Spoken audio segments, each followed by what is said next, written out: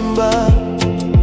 Ndakuvura moyo wangu ndikasimbisa, wanga uri hope dzangu, chiroto changu, kose wandisira marwadzo echando, tikavimbisana. Taida kusvika kure, handisati ndanzwisisa, chichakatiparadzanisa.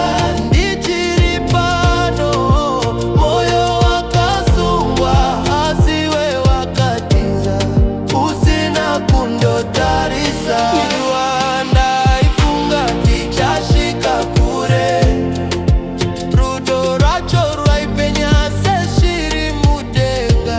Asi nyasi mazuva ese ndinongorangarira zvaunondiita, moyo unochema.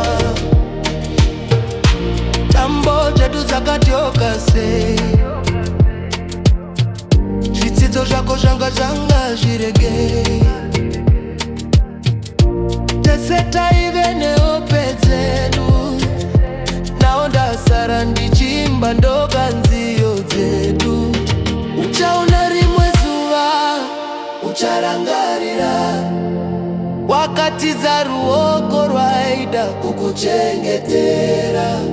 Ndanga ndiri munhu waneanyanya, asiwe wakaisa moyo wangu panguva. Kuviwa ndaifunga tichasvika kure, zviroto zvangu zvose zvakafa newe, asi upenyu unoenderera.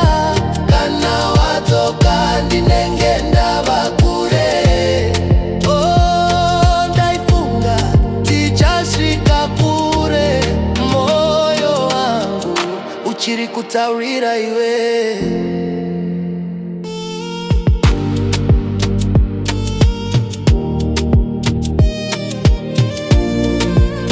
Powered by Blessing Lakama, Mr. Blue.